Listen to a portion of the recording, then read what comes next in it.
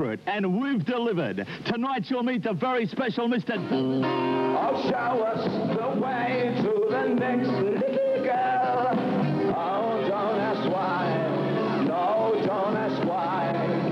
For we must find the next little girl. Or if we don't find the next little girl, I tell you we must die. I tell you we must die. I tell you we must die.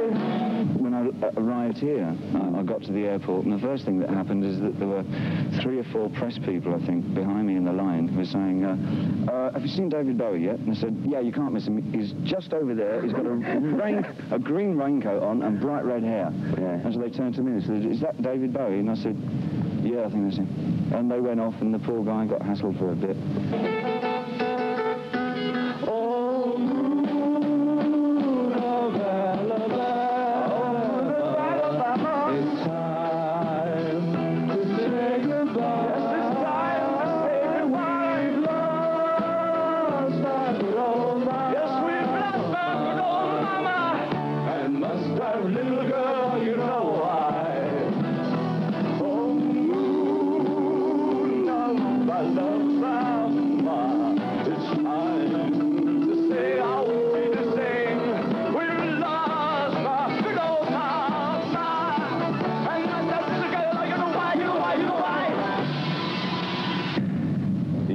Shakespearean quote that the world is your stage. Have you used the world as your stage, do you think? No, I think it's just being straightforward theatre with music. It wasn't that innovative, except that it hadn't been used in rock and roll before. Right. It had been used in every other theatre form, but not rock and roll. And as rock and roll was on a stage, it seemed that it would be worthwhile trying to combine the two. Okay, so can we go down to, say, Golden Years? Golden Years was a very interesting song. How come Golden Years? I mean, what possessed you to write that? Well, that was part of an album, Station to Station. Right. And Station to Station dealt with a character called the Thin White Duke, right, who was a European living in America who wanted to get back to Europe again. So the Golden Years, the whole feeling of nostalgia on that sort of a deja vu thing about the album had to be apparent. And Golden Years sort of summed up his whole nostalgia for Europe. Fame was a bitter little song about management, which became very successful, and I was astounded at the time. Well, can you explain more about Fame? Because, I mean, like, a lot of people read a lot into Fame. Well, what happened is that John Lennon came to the sessions that I was working on in America, and we had been talking about what it was like to be managed and why. Well, John had already broken free, of course, right, and I was breaking free at the time of management, and it sort of was an obvious little thing that we should get hold of. What happened really, Carlos Alomar, my rhythm guitarist, had a riff that I'd been using for foot stomping, you know, rock and roll. Everybody young and old learns how to rock and roll. And we sort of said, let's take that riff and then write something over it. Right. It was Carlos's riff. And then John was playing, and it kept on coming up. I'll give you the guitar. Like that. And I said, oh yeah, right. This is John Lennon saying aim. And I put an F in front of it, and that was it really.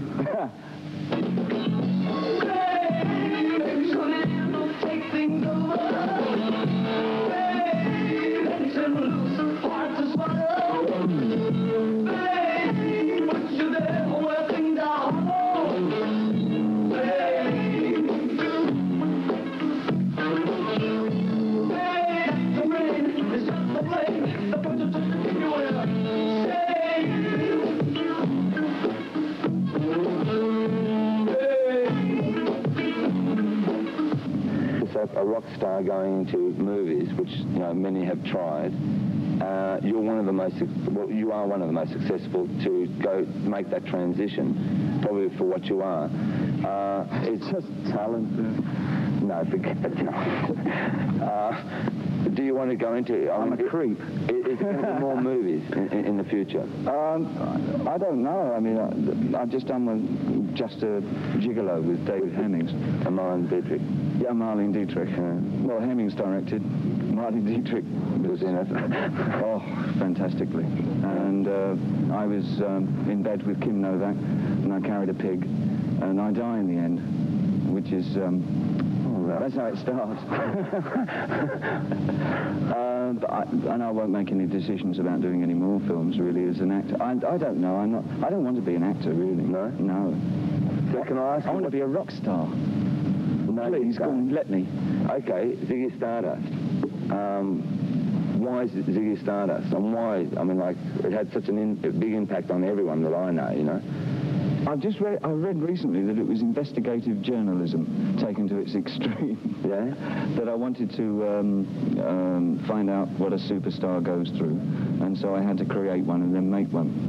Ziggy was... No, they were all characters. Everything I've written up until the last couple of albums were characters, and they were environments, and I took the whole thing through on stage and in interview and in photographs and dress and everything. Every time I changed a character, I would become that character for the duration of that album. That was my premise, really, was to create little novelettes for stage, little vignettes, and then perform them all the way through, right through to interviews, and then move on to another character. Ziggy played for time, jiving on the side. We were voodoo, it's Mr. Krabs. And he was an ass, with God-given ass. He played it all so far. Boy, could he play guitar? Making up with the Ziggy. The next one, Heroes. It's, I mean, like, it could almost be a pro song or an anti-song. Heroes was about what is sort of irreverently termed the faceless man, the person on the street who at one time in his life must have his own chance at heroism, even if it's an affair with somebody, that he can feel that he's a hero.